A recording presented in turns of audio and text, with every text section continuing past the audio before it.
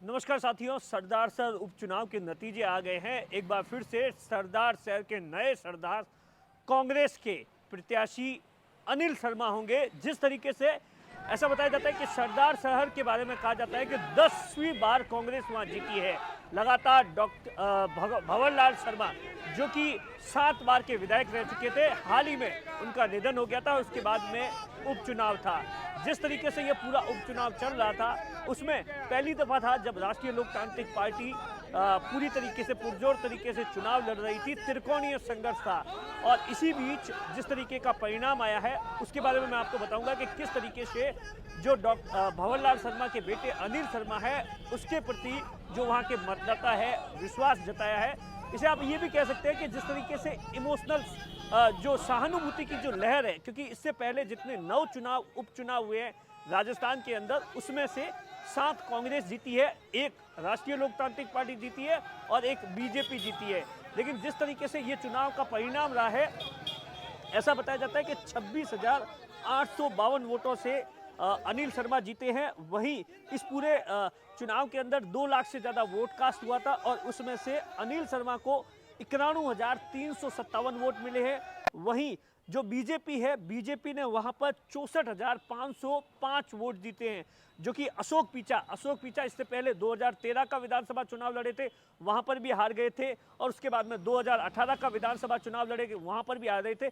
इस बार अशोक पीछा ने साफ तौर पर पार्टी को मना कर दिया था कि मैं ये चुनाव नहीं लड़ना चाहता हूं, लेकिन उसके बावजूद भी बीजेपी ने अशोक पीछा पर अपना भरोसा जताया और अशोक पीछा ने 64,505 वोट लेकर आए। वहीं जो तीसरे नंबर पर रही राष्ट्रीय लोकतांत्रिक पार्टी को वहां पर 46,753 वोट मिले हैं। जिस तरीके से हनुमान बेनीवाल ताबड़तोड़ तरीके से सभाएं कर रहे थे, हेलीकॉप्टर से दौरे कर रहे थे और उसके बाद जिस तरीके से ये उम्मीद जताई जा रही थी कि हो सकता है राष्ट्रीय लोकतांत्रिक पार्टी वहां पर सेकंड नंबर पर रहे, लेकिन राष्ट्रीय लोकतांत्रिक पार्टी के लिए कहीं ना कहीं 2023 से पहले ये बड़ा झटका है।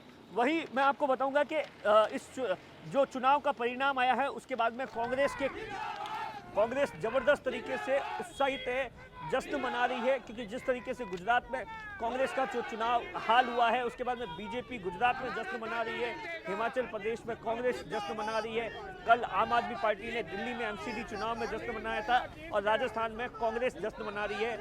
गोविंद सिंह डोटासरा है जो कि पीसीसी के प्रदेश अध्यक्ष है, उन्होंने इस पूरे चुनाव को लेकर बताया है कि किस तरीके से 4 साल में कांग्रेस ने राजस्थान के अंदर मुख्यमंत्री अशोक गहलोत की जो योजनाएं थी उस पर उपचुनाव के अंदर मोहर लगी है। 9 में से हम 7 उपचुनाव जीते हैं और इसी के भरोसे हम 2023 का जो विधानसभा चुनाव है वो एक बार फिर से जीतेंगे और फिर से कांग्रेस 2023 में सत्ता में आएगी। और जो कांग्रेस के प्रभारी है उन्होंने भी जो प्रभारी जो कि हाल ही में नए प्रभारी है, उन्होंने सीधे तौर पर कहा है कि ये जो चुनाव का परिणाम है यकीनन कांग्रेस के लिए बहुत बड़ा चुनाव का परिणाम है। और राष्ट्रीय लोकतांत्रिक पार्टी के जो संयोजक हनुमान बेनीवाल है, उन्होंने भी अभी ट्वीट किया है, वो भी मैं आपको पढ़कर सुनाऊंगा कि किस तरीके से हनुमान बेनीवाल ने इस चुनाव के बाद में प्रतिक्रिया दी है। हनुमान बेनीवाल ने कहा है कि सरदार शहर विधानसभा के उपचुनाव में जनता का जनादेश स्वीकार है। मैं प्रत्येक उस मतदाता को धन्यवाद देता हूं जिन्होंने आरएलपी के पक्ष में मतदान किया। जनहित के लिए सदैव संघर्ष करती रहेगी राष्ट्रीय लोकतांत्रिक पार्टी। कुल मिलाकर आप देखिए कि किस तरीके से ये पूरा का पूरा उपचुनाव था। यहाँ पर बीजेपी के लिए एक सेटबैक है। बीजेपी आप देखिए कि 9 में से सिर्फ एक उपचुनाव जीत पाई है। वसुंधरा राजे कहीं पर भी नजर नहीं आती है। हो सकता है कि जो वसुंधरा खेमा है वो ये बताने अब ये कहने की स्थिति में आ गया कि देखिए किस तरीके से राजस्थान के अंदर बीजेपी का हाल है, जहां पर बीजेपी उपचुनाव होते हैं जीतती नहीं है। ऐसे में अब देखने वाली बात होगी कि इस उपचुनाव के बाद में 2023 में बीजेपी, कांग्रेस या राष्ट्रीय लोकतांत्रिक पार्टी किस तरीके की अपनी नई रणनीति बनाती है।